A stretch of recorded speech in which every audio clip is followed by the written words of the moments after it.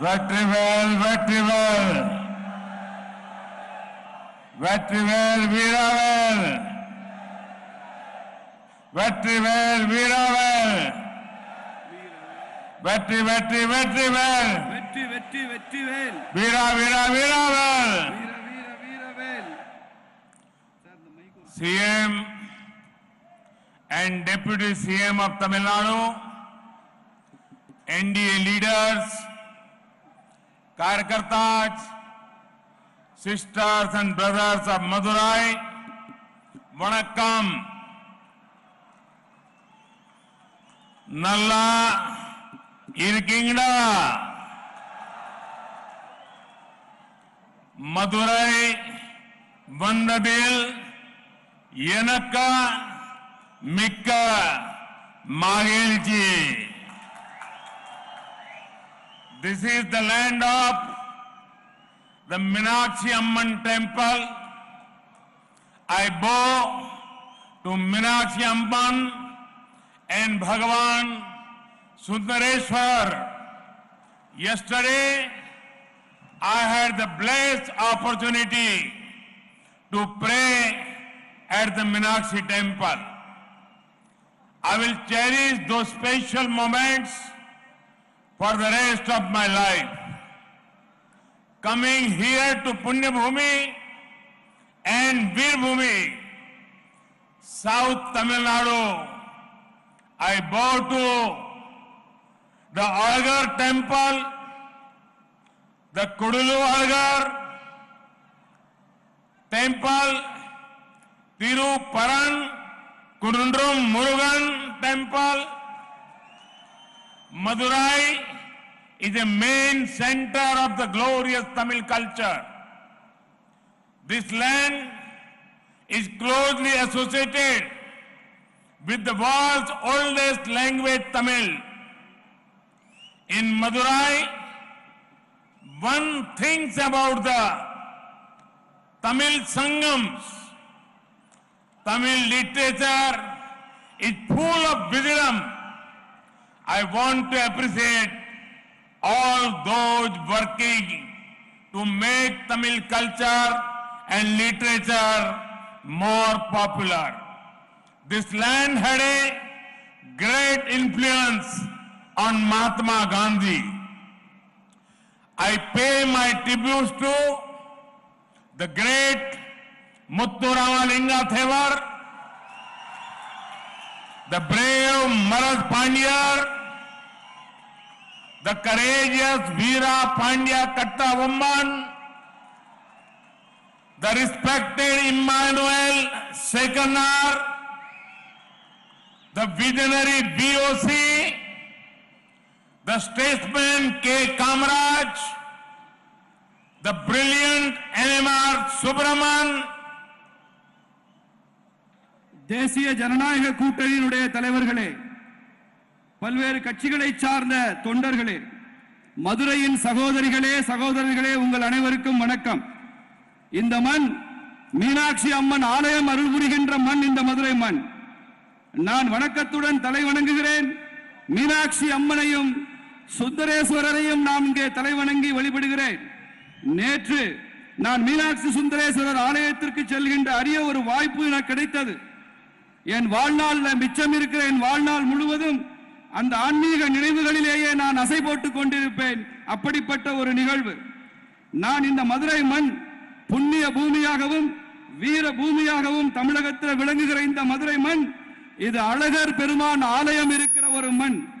இங்கே கூடல் அழகர் கொழுவீற்றிருக்கிற மண் இந்த மண். திருப்புரம் குன்றத்திலே முருகப்பெருமான் கொழுவீற்றிருக்கிற மண் இந்த மதுரை மண். மதுரை மண் தான் தமிழ் பண்பாட்டினுடைய நாகரிகத்தினுடைய தொட்டிலாக விளங்கிக் கொண்டிருக்கிறது. உலகத்தின் மிக பழமையான தமிழ் மொழி, அதற்கும் மதுரைக்கும் மிக நெருங்கிய தொடர்பு இருக்கிறது. மதுரை என்று சொன்ன மாத்திரத்தில் நம் நினைவுக்கு வருவது சங்கம் வளர்த்த மதுரை, தமிழ் சங்கம் இங்கே இருந்தது என்பது நினைவுக்கு வருகிறது. தமிழ் இலக்கியங்கள் என்றாலே முழுவதுமாக ஆழமான ஞானம் நிறைந்த இலக்கியங்கள் தமிழ் இலக்கியங்கள். அதனால்தான் தமிழ் இலக்கியத்தையும் பண்பாட்டையும் வளர்த்தெடுக்க வருவர் அத்தனை பேரையும் நான் பாராட்டி வணங்குகிறேன். இந்த மதுரை மண் மகாத்மா காந்தியிடம் மிகப்பெரிய தாக்கத்தை ஏற்படுத்திய மண். அந்த மண்ணிலிருந்து சொல்லுகிறேன், நான் எனது வணக்கங்களையும் மரியாதையும் செலுத்துகிறேன். மிகச்சிறந்த ஆளுமையான பசும்பன் முத்துராமலிங்க தேவர் ஐயா அவர்களுக்கு எனது மரியாதையை செலுத்துகிறேன். அச்சமற்ற மருது சகோதரர்களுக்கு, மருது பாண்டியர்களுக்கு எனது வணக்கங்களை செலுத்துகிறேன். துணிச்சல் நிறைந்த வீரபாண்டிய கட்டபொம்மனுக்கு எனது மரியாதையை செலுத்துகிறேன். மரியாதைக்குரிய இமானுவேல் சேகரனார் அவர்களுக்கு எனது மரியாதையை செலுத்துகிறேன். ஒரு தீர்க்கதரிசியாக இருந்த வ.உ. சிதம்பரம் பிள்ளை அவர்களுக்கு எனது மரியாதையை செலுத்துகிறேன். அரசியலிலே விற்பனராக, அரசியல் தீர்க்கதரிசியாக இருந்த காமராஜர் ஐயா அவர்களுக்கு எனது மரியாதையை செலுத்துகிறேன். இந்த மண்ணை சார்ந்த மிகச்சிறந்த அறிவுஜீவியாக இருந்த என்.எம்.ஆர். சுப்பிரமணியன் அவர்களுக்கு எனது மரியாதையை இங்கே நான் செலுத்திக் கொள்கிறேன். Friends, the people of this region have a strong mind and a big heart. Centuries ago, many people from Saurashtra in my home state of Gujarat came here.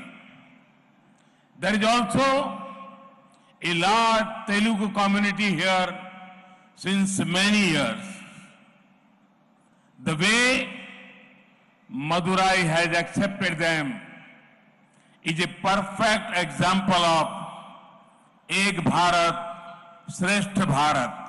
நண்பர்களே, இந்த மண்ணில் இருக்கக்கூடியவர்களுக்கு வலிமையான மனமும் மிக பரந்த இதயமும் கொண்ட மக்கள் இந்த மக்கள். பல நூற்றாண்டுகளுக்கு முன்பாக எனது சொந்த மாநிலமான குஜராத்தில் இருந்து இங்கே வந்திருக்கிற சௌராஷ்டிர சமுதாய மக்கள் இங்கே இருக்கிறார்கள். அதே போல மதுரையிலே பெரிய எண்ணிக்கையிலே தெலுங்கு பேசுகிற சமுதாயத்தைச் சேர்ந்தவர்கள் பல ஆண்டுகளாக இங்கே இருக்கிறார்கள். இந்த மதுரையை பற்றி நினைக்கும் போது ஒரே நாடு, பெருமை மிகு நாடு என்பதனுடைய வெளிப்பாடாகத்தான் இந்த ஒட்டுமொத்த மதுரையும் நான் பார்க்கின்றேன். Friends, South Tamil Nadu and especially Madurai has a special association with MGR. Madurai Viran, who can forget this film? We all know who was among those who lent his voice to MGR. It was T.M. Sundararajan. In 1980s, Congress dismissed MGR's democratically elected government. Elections were called and MGR won from the Madurai West seat. The people of Madurai stood behind him like a rock. In 1977, 1980 and 1984, MGR won from place around this region. His vision for an inclusive and prosperous society inspires us. நண்பர்களே, தென் தமிழகம் என்றால் அதற்கு புரட்சி தலைவர் எம்ஜிஆர் அவர்களுடன் மிக நெருங்கிய தொடர்பு உள்ளது. இந்த தென் தமிழகம் மதுரை வீரன் என்ற ஒரு திரைப்படம், யாராவது அந்த திரைப்படத்தை மறக்க முடியுமா? அதே போல எம்ஜிஆர் அவர்களுக்கு திரைப்படங்களிலே பாடல் குரல் கொடுத்தவர்களில் இந்த மதுரையை சார்ந்த T.M. சௌந்தரராஜன் அவர்களது குரலை யாராவது மறுக்க முடியுமா? 1980 மத்தியிலே ஆண்ட காங்கிரஸ் அரசாங்கம் ஜனநாயக பூர்வமாக தேர்ந்தெடுக்கப்பட்ட எம்ஜிஆர் அரசாங்கத்தை கலைத்தார்கள். திரும்பவும் தேர்தல் நடைபெற்ற போது இதே மதுரையினுடைய மேற்கு தொகுதியில் இருந்து எம்ஜிஆர் அவர்கள் மறுபடியும் தேர்ந்தெடுக்கப்பட்டார் என்பது மாத்திரமல்ல, இந்த மதுரை மக்கள் எம்ஜிஆர் அவர்களுக்கு பின்னால் ஒரு வலிமையான கற்பாறையாக நின்றார்கள் என்பதை பார்க்கிறோம். 1977, 80, 84களில் எம்ஜிஆர் அவர்கள் தென் தமிழகத்தில் இருந்துதான் அவர் வெற்றி பெற்றார், தொடர்ந்து 3 முறை என்பதை பார்க்கிறோம். அவரது முழுமையான சமுதாயத்திற்கும் வளர்ந்த ஒரு சமுதாயத்திற்குமான அவரது பார்வை இருக்கிறதே, அது எப்போதும் நமக்கு தொடர்ந்து ஊக்கமும் உற்சாகமும் கொடுத்து கொண்டிருக்கிற ஒரு பார்வை. Friends, guided by the mantras of Sabka Saath, Sabka Vikas, Sabka Vishwas, the NDA government is working to bring a positive change in the lives of 130 crore Indians. For Tamil Nadu and especially southern Tamil Nadu, we want to focus on infrastructure, irrigation, investment. From the Red Fort last year, I had said that the government of India is going to spend rupees 100 lakh crore for creation of next generation infrastructure. This will cater to the needs of not only the present but also the future generations. In this year's Union Budget, a series of economic corridors have been announced. Our stretch is the Madurai-Kollam corridor. Funds allocated for railway infra projects in Tamil Nadu have increased by a record 238% compared to 2009. Many big projects have been completed in the last 7 years. In the coming years, we want even better metro, road, rail and air connectivity. The NDA government is also ramping up the digital infrastructure across India. Work is underway to provide high-speed broadband to every village of India. Last year, the cabinet approved the PM Vani scheme. This will improve Wi-Fi availability across India. It will also further ease of doing business and ease of living. By improving infrastructure, more tourists can come here and discover this city. நண்பர்களே, எல்லோருக்குமான வளர்ச்சி, எல்லோர்களாலும் வளர்ச்சி என்கிற இந்த தேசிய ஜனநாயக கூட்டணியினுடைய இந்த மந்திரம் இருக்கிறதே, அது 130 கோடி இந்தியர்களின் வாழ்க்கையில் ஒரு நேர்மறையான மாற்றத்தை உருவாக்கி கொண்டிருக்கிறது. தமிழ்நாட்டில், குறிப்பாக தென் தமிழகத்தில் நாங்கள் உள்கட்டுமானம், நீர்ப்பாசனம், முதலீடு இது போன்ற விஷயங்களுக்கு அதிக கவனமும் முக்கியத்துவம் கொடுத்து கொண்டு வருகிறோம். சென்ற ஆண்டு நான் டெல்லி செங்கோட்டையிலே பேசும்போது நான் சொன்னேன், அரசாங்கம் 100 லட்சம் கோடி ரூபாயை அடுத்த தலைமுறை உள்கட்டுமானத்திற்காக செலவிடும் என்று நான் செங்கோட்டையிலே அறிவித்தேன். அது மாத்திரமல்ல, இப்போதைய தலைமுறை இந்தியர்கள் மாத்திரமல்ல, எதிர்கால தலைமுறையினரும் இதன் மூலம் அதிகமாக பலன் பெறுவார்கள் என்று சொன்னோம். அதே போல இந்த ஆண்டினுடைய நிதிநிலை அறிக்கையில நிறைய பொருளாதார வழித்தடங்கள் அறிவிக்கப்பட்டிருக்கின்றன. அது போன்ற ஒன்றுதான் மதுரை கொல்லம் அந்த வழித்தடம் என்பது. ரயில்வே கட்டுமானங்களுக்கு இதுவரை வரலாற்றிலேயே இல்லாத அளவிற்கு 238% 2009 ஒப்பிடும்போது 238% அதிகமான ரயில்வே கட்டுமானத்தினுடைய அதற்கான திட்டங்கள் தமிழகத்திற்கு மாத்திரம் அறிவிக்கப்பட்டிருக்கின்றன. மிக பெரிய பெரிய திட்டங்கள் எல்லாம் இந்த கடந்த 7 ஆண்டுகளில் நிறைவேற்றப்பட்டிருக்கின்றன. வரும் காலங்களில், வரும் ஆண்டுகளில் நாம் இதைவிட அதிகமான மெட்ரோ, இதைவிட அதிகமான சாலைகள், இதைவிட அதிகமான ரயில்கள், விமான போக்குவரத்துகள் இவற்றையெல்லாம் நாம் தமிழகத்திற்கு கொண்டு வர இருக்கிறோம். தேசிய ஜனநாயக கூட்டணி ஆட்சி அதே போல மின்னணு கட்டுமானங்களை நாடு முழுக்க உருவாக்குவதிலே முக்கியத்துவம் கொடுத்து கொண்டு வருகிறது. மிக அதிவேக பிராட்பேண்ட் சர்வீஸ், அதற்கான சேவையும் கிராமங்களில, எல்லா கிராமங்களிலும் கூட இந்தியா முழுக்க அதிவேக பிராட்பேண்ட் சேவை வழங்கப்பட்டு கொண்டிருக்கிறது. கடந்த ஆண்டு நமது மத்திய அமைச்சரவை PM வாணி என்கிற அந்த திட்டத்தை ஒப்புதல் கொடுத்து ஏற்றுக்கொண்டிருக்கிறது. அதன் மூலமாக நாடு முழுக்க வைஃபை சேவை என்பது நாடு முழுக்க கொண்டு வரப்படக்கூடிய ஒரு சேவையாக இருக்கும். இவற்றையெல்லாம் நாம் செய்வதன் மூலமாக வர்த்தகம் செய்கின்ற வசதியும் வாழ்க்கை வசதியும் இன்னும் இன்னும் சுலபமாகும் என்பதுதான் நமக்கு இதில் இருக்கக்கூடிய குறிக்கோள். இது போன்ற உள்கட்டுமானங்களை வளர்த்து கொண்டிருப்பதன் மூலமாக மிக அதிகமான சுற்றுலா பயணிகள் பல இடங்களுக்கு, இது போன்ற கம்பீரமான நகரங்களுக்கெல்லாம் அவர்கள் அதிகமாக வருவார்கள் இது போன்ற உள்கட்டுமானங்கள் வளரும் போது. Friends, this land is blessed with divine leelas of Lord Sundareshwarar. In many of the leelas, you will find important themes related to water. This tells us how central is the water of the Tamil culture and to Madurai. In the same way, to the whole of India has once again started to realize the need to conserve water. This is why we started Jal Jeevan Mission. Our aim is to ensure tap water connections to every home in India by 2024.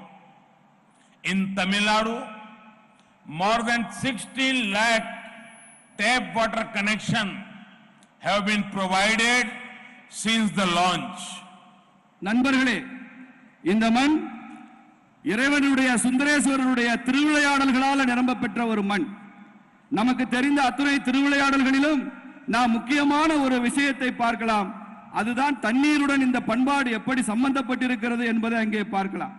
Tamil பண்பாடும் இந்த மதுரை நகரமும் கூட அந்த தண்ணீருடன் நீருடன் இணைந்த பண்பாட்டுடன் தொடர்பு கொண்டிருக்கிறதை நாம் பார்க்கிறோம். அதே போலவே இந்தியா முழுக்க இந்த தண்ணீரை சேமிப்பதனுடைய அவசியத்தை ஒட்டுமொத்த தேசமும் உணரத் துவங்கி இருக்கிறது என்பதை பார்க்கிறோம். அதற்காகத்தான் இந்த அரசாங்கம் ஜல் ஜீவன் திட்டம் என்ற பெயரிலே நாம் தண்ணீருக்காக ஒரு திட்டத்தை அறிவித்தோம். அதனுடைய நோக்கம் என்ன? 2024 ஆண்டுக்குள் இந்தியாவின் ஒவ்வொரு வீடுகளிலும் குடிநீரை குழாயின் மூலமாக, குழாய் நீர் இணைப்பின் மூலமாக கொண்டு வருகிறது தான் அந்த ஜல் ஜீவன் திட்டத்தினுடைய இலக்காக நாம் வைத்திருக்கிறோம். அதனால அந்த திட்டத்தின் அடிப்படையில் தமிழ்நாட்டில் மாத்திரம் 16 லட்சம் குழாய் நீர் குடிநீர் இணைப்புகள் இதுவரை கொடுக்கப்பட்டிருக்கிறது. 16 லட்சம் இணைப்புகள் நாம் கொடுத்திருக்கிறோம். The central government and the state government together, we have already commissioned many drinking water projects in the state to provide round-the-clock safe drinking water. It is my belief that once again, Lord Sundareswarar will bless this land as water will flow through river Vagai. Guided by the mantra of per drop, more crop, we are also working with farmers to ensure water is saved and agriculture produce is up. மத்திய அரசாங்கம் மாநில அரசாங்கமும் இணைந்து நிறைய குடிநீர் திட்டங்களை நாம் இந்த மாநிலத்தில் துவங்கி இருக்கிறோம். அந்த குடிநீர் திட்டங்கள் 24 மணி நேரமும் தடையற்ற குடிநீரை வழங்கக்கூடிய திட்டங்களாக இருக்கும். நான் ஆழமாக நம்புகிறேன், சுந்தரேஸ்வரர் அருள்பாலிக்கும் இந்த மண்ணில தண்ணீர்ல வைகையில தண்ணீர் எப்போதும் இல்லாத அளவிற்கு எதிர்காலத்தில் ஓடும் என்று நான் நம்புகிறேன். சுந்தரேஸ்வரர் குடியிருக்கிற இந்த பூமியில அதே போலவே சொட்டு பாசனம் கொட்டும் பயிர்கள் என்கிற அந்த திட்டத்தின் அந்த மந்திரத்தின் அடிப்படையில் நாம் விவசாயிகளுக்கு இன்னும் அதிகமான தண்ணீரை கொடுத்து தண்ணீரை சேமித்து அதன் மூலமாக விவசாய உற்பத்தியை பல மடங்கு உயர்த்துவோம் என்ற நம்பிக்கையும் நமக்கு இருக்கிறது. Friends, a vote for NDA is a vote for better investment in this region. We are creating the right atmosphere for more industries to come here, especially agro industries which help our farmers in value addition. Food processing is another focus area for us. We want the youngsters of Tamil Nadu to be job creators. India is undertaking many reforms that make business easier. We are supporting new startups as well. Regulatory framework is being liberalized. Arbitrary harassment on tax issues has reduced. I would like to talk about the textile sector in particular. Our government is ensuring more credit and modern machinery for this sector. A mega investment textile park scheme, Mitra, has been announced in this year's budget, 7 textile parks will come up in 3 years. நண்பர்களே, தேசிய ஜனநாயக கூட்டணிக்கு நீங்கள் வாக்களிக்கிறீர்கள் என்றால் இந்த பகுதிக்கு மிக அதிகமாக தொழில் முதலீடுகளை நாம் கொண்டு வருகிறோம் என்று அர்த்தம். நாம் அதற்கான சரியான சூழலையும் இங்கே மிக அதிகமான தொழிற்சாலைகளையும் இங்கே நிறுவியிருக்கிறோம். குறிப்பாக விவசாயம் சார்ந்த தொழில்கள் எவையெல்லாம் விவசாயிகளுக்கு அங்கே மதிப்பு கூட்டுதலை செய்து அவர்களுக்கு லாபமடைய செய்யுமோ அந்த தொழில்களுக்கு அதிக முக்கியத்துவம். அதிலும் குறிப்பாக உணவு பதப்படுத்துதல் தொழிலுக்கு இன்னும் கூடுதல் முக்கியத்துவத்தை நாம் கொடுத்துக் கொண்டிருக்கிறோம். இந்த தமிழகத்தினுடைய இளைஞர்கள் எல்லாம் வேலைகளை உருவாக்குபவர்களாக இருக்க வேண்டும் என்ற எண்ணத்திலே நாங்கள் செயல்பட்டுக் கொண்டிருக்கிறோம். நாம் விவசாய வர்த்தகத்தை மீண்டும் சுலபமாக்குவதற்கு, அதை வசதியாக்குவதற்கு பல சீர்திருத்தங்களை நாம் மேற்கொண்டிருக்கிறோம். புதிய புதிய தொழில் துவங்க வருபவர்களுக்கெல்லாம் நாம் பெரிய அளவில் உதவி கொண்டிருக்கிறோம். ஒழுங்குமுறை விஷயங்கள் எல்லாம் தாராளமயமாக்கப்பட்டிருக்கின்றன. வரி என்ற பெயரிலே வரி கொடுமை இருக்கக்கூடாது என்று நினைத்து அந்த வரி கொடுமையை குறைத்துக் கொண்டிருக்கிறோம். இங்கே நான் ஜவுளி பூங்காக்களை பற்றி, ஜவுளித்துறையை பற்றி குறிப்பிட்டு சொல்ல வேண்டும் என்று நான் விரும்புகிறேன். நமது அரசாங்கம் ஜவுளித்துறைக்கு மிக அதிக கடன்களையும் புதிய புதிய எந்திரங்களை அவர்கள் உருவாக்குவதற்கான முயற்சிகளை ஊக்குவிப்பதற்கும் மிக அதிகமான திட்டங்களை அறிவித்திருக்கிறது. இங்கே ஜவுளி பூங்காக்கள் திட்டம் மிகப்பெரிய முதலீட்டிலே வர இருக்கிறது. அது மித்ரா என்கிற அந்த திட்டத்தின் கீழே அடுத்து வரக்கூடிய 3 ஆண்டுகளில் 7 புதிய ஜவுளி பூங்காக்கள் தமிழகத்தில் வர இருக்கிறது என்பதை நான் இங்கே சொல்லிக்கொள்ள ஆசைப்படுகின்றேன்.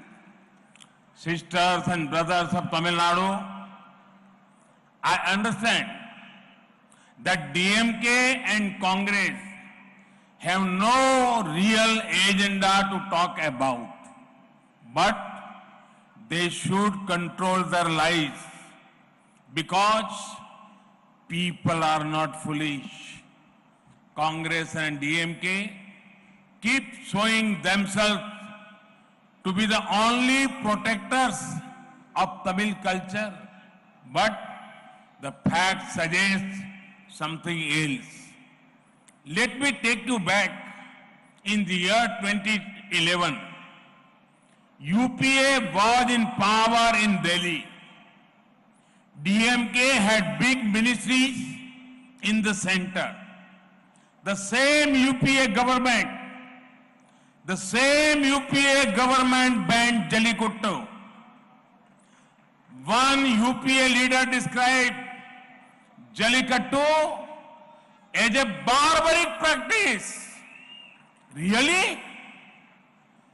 Is that the word you use for something that is part of Tamil culture for centuries? Barbaric practice? In 2016, the Tamil Nadu Congress manifesto called for a ban on Jallikattu. Congress and DMK should be ashamed of themselves. In 2016-2017, the common people of Tamil Nadu wanted a solution and wanted Jallikattu to continue. I could sense their pain. Our government then cleared an ordinance brought by the AIDMK government in Tamil Nadu which allowed Jallikattu to take place. தமிழகத்தினுடைய சகோதரிகளே சகோதரர்களே, திமுகவுக்கும் காங்கிரசிற்கும் உண்மையிலேயே அவர்களுக்கென்று சரியான திட்டம் என்று எதுவும் இல்லை பேசுவதற்கு. ஆனால் அவர்கள் பொய் சொல்வதிலிருந்து தங்களை கட்டுப்படுத்திக் கொள்ளணும். பொய் சொல்லக்கூடாது. ஏனென்றால் மக்கள் முட்டாள்கள் அல்ல என்பதை அவர்கள் தெரிந்து கொள்ள வேண்டும்.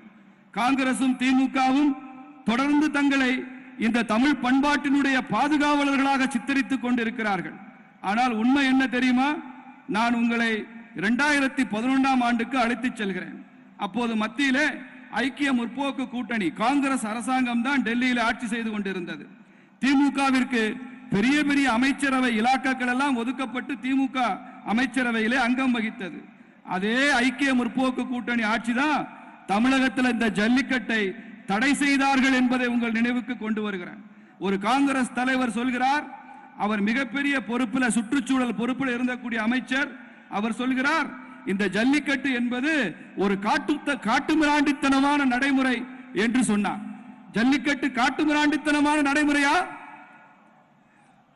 அப்படி தமிழ்நாட்டினுடைய ஜல்லிக்கட்டை பல நூற்றாண்டுகளாக இருக்கக்கூடிய ஜல்லிக்கட்டை காட்டுமிராண்டித்தனம் என்று சொல்கிறார்கள் என்று சொன்னால் என்ன அர்த்தம்? 2016 தமிழ்நாட்டினுடைய காங்கிரஸ் கட்சியினுடைய தேர்தல் அறிக்கையில நாங்கள் ஆட்சிக்கு வந்தால் ஜல்லிக்கட்டை முழுமையாக தடை செய்வோம் என்று காங்கிரஸ் கட்சி சொல்லி இருக்கிறது. இப்போது சொல்கிறேன், காங்கிரசும் திமுகவும் அவர்கள் தங்கள் நிலை குறித்து தாங்கள் வெட்கப்பட வேண்டாம்.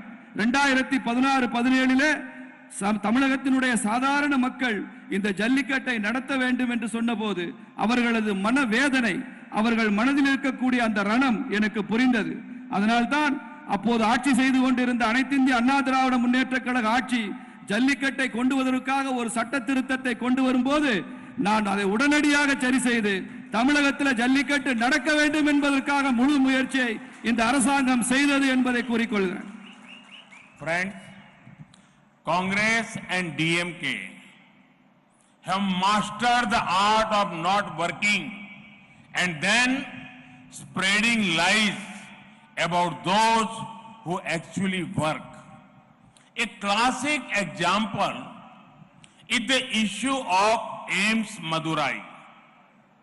In their many years in power, Congress and DMK did not even think about it.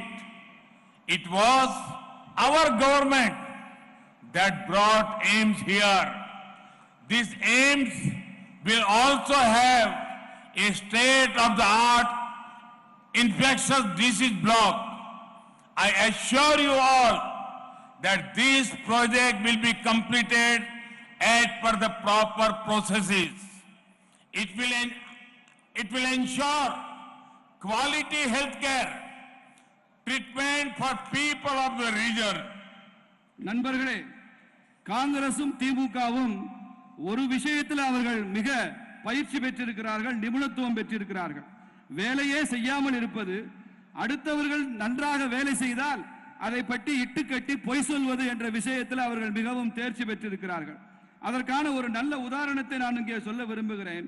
மதுரையிலே எய்ம்ஸ் மருத்துவமனை பல ஆண்டுகளாக மத்தியிலே ஆட்சி செய்த காங்கிரசும் திமுகவும் மதுரையில எய்ம்ஸ் மருத்துவமனை கொண்டு வர வேண்டும் என்று நினைத்து கூட பார்க்கவில்லை. அப்படி மதுரைக்கு எய்ம்ஸ் கொண்டு வர வேண்டும் என்று நினைத்த அரசாங்கம் நமது அரசாங்கம் தான் அதை நினைத்தது என்பதை சொல்லிக் கொள்கின்றேன். இந்த எய்ம்ஸ் மருத்துவமனை உலகத்தரமானது.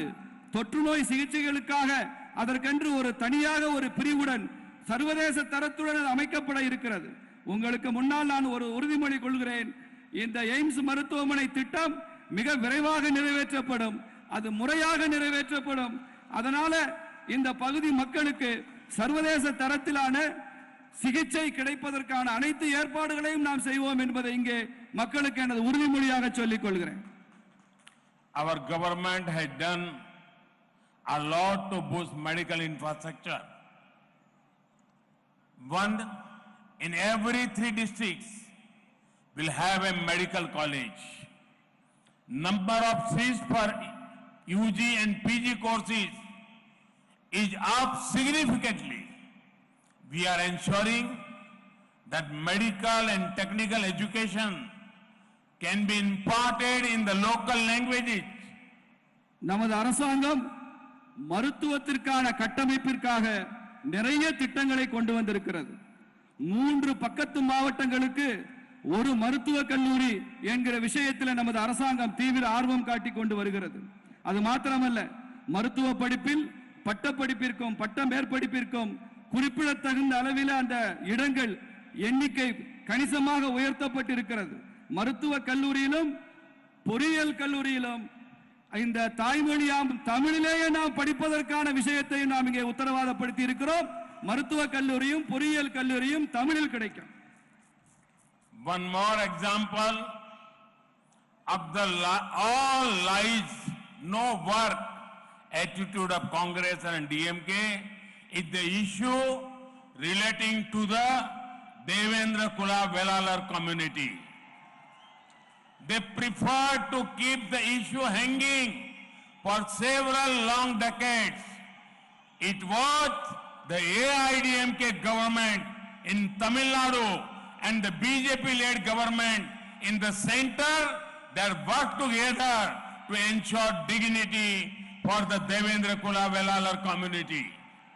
ஒரு வேலையும் செய்வதில்லை, ஆனால் சொல்வதெல்லாம் பொய்தான் காங்கிரசும் திமுகவும் என்பதற்கு நான் இன்னொரு உதாரணத்தை உங்களுக்கு சொல்ல விரும்புகிறேன். அதுதான் தேவேந்திர குல வேளாளர் சமுதாயம் பற்றிய அந்த விஷயம். 70 ஆண்டு காலமாக இந்த தேவேந்திர குல வேளாளர் சமுதாயத்திற்கு எதுவும் செய்யாத இந்த அரசாங்கம் அது அந்த சமுதாயத்திற்கு எத்தகைய நீதியை செய்தது என்பதை பார்க்க வேண்டும். ஆனால் மாநிலத்தில் ஆளுகின்ற அனைத்து இந்திய அண்ணா திராவிட முன்னேற்ற கழக அரசாங்கமும் மத்தியிலே ஆட்சி புரிகிற பாரதிய ஜனதா கட்சி தலைமையிலான அரசாங்கம் தான் அவர்கள் சேர்ந்து பணியாற்றி இந்த தேவேந்திர குல வேளாளர் சமுதாயத்தின் கண்ணியத்தை மீட்டெடுத்த கட்சிகள் என்பதை நான் இங்கே உங்களுக்கு சொல்லிக்கொள்ள ஆசைப்படுகிறேன். Friends, DMK and Congress will not guarantee either safety or dignity for you. The law and order situation will suffer under them. DMK tried to make peace-loving Madurai a mafia den just because of internal family complication in DMK first family. Madurai teaches us important lessons on empowering Nari Shakti. We see it in the way Meenakshi Amman is worshipped. We see it in the respect given to Kannagi Amman, Rani Mangammal, Rani Velu Nachiyar. Our efforts in the Swachh Bharat Mission, Ujjwala Yojana and other such schemes are aimed at empowering women. Sadly, the DMK and Congress have not understood the ethos of Madurai. No wonder their leaders keep insulting women again and again. நண்பர்களே, திமுகவும் காங்கிரசும் நமக்கான பாதுகாப்பையோ நமக்கான கண்ணியத்தையோ அவர்களால் உத்தரவாதப்படுத்த முடியாது. சட்டம் ஒழுங்கு சூழல் மீண்டும் மீண்டும் அவர்களால அது சீர்குலைந்துதான் போகும். திமுக கட்சி இந்த மதுரை நகரத்தை இது ஒரு வன்முறை நகரமாக, இது ஒரு கொலை நகரமாக மாறுவதற்கு அவர்கள் குடும்பத்தில் இருந்த சிக்கலை பயன்படுத்தி அப்படிப்பட்ட ஒரு தோற்றத்தை மதுரையிலேயே உருவாக்கினார்கள். மதுரை மக்கள் அமைதியை விரும்புபவர்களாக இருந்தார்கள். இந்த மதுரை நாம் எப்படி பெண்கள் சக்தியை மதிக்க வேண்டும் என்பதை சொல்லிக் கொடுக்கிற ஒரு நகரமாக இருக்கிறது. இந்த மதுரையில் தான் மீனாட்சி அம்மன் கோலோச்சுகிற காட்சியை, மீனாட்சி அம்மனை நாம் வழிபடுகிற காட்சியை பார்க்கிறோம். இந்த மதுரையின் மண்ணில் தான் கண்ணகி அம்மனுக்கு நாம் கொடுக்கிற மரியாதையை பார்க்கிறோம். ராணி மங்கம்மாளுக்கு, ராணி வேலுநாச்சியாருக்கு நாம் கொடுக்கின்ற மரியாதை எல்லாம் இந்த மதுரை மண்ணிலே பார்க்கின்றோம். அதனால் தான் இந்த அரசாங்கம் ஸ்வச் பாரத் திட்டத்தில், இலவசமான கேஸ் சிலிண்டர் திட்டத்தில், இது போன்ற திட்டங்களில் எல்லாம் பெண்களுக்கு அவர்களது வாழ்க்கை வசதிகளை மேம்படுத்துவதற்கு முழு முயற்சியை செய்து வருகிறது. வருத்தத்திற்குரிய ஒரு விஷயம் என்னவென்றால், திமுகவும் காங்கிரசும் அவர்கள் இந்த மதுரையின் மதிப்பீடுகளை கொஞ்சம் கூட புரிந்து கொள்ளாத கட்சிகளாக இருக்கின்றன. அவர்கள் திரும்ப திரும்ப பெண்களை அவமானப்படுத்தினால், திமுகவும் காங்கிரசும் திரும்ப திரும்ப பெண்களை அவமானப்படுத்தினால் நான் கொஞ்சமும் ஆச்சரியப்பட மாட்டேன். அது அவர்களது இயல்பு. Friends, Madurai is known as Thunga Nagaram, a city that never sleeps and keeps awake always. I'm sure Madurai has also woken to the political realities today and worked for development and progress that NDA assures. Thank you for coming to bless us in such large numbers.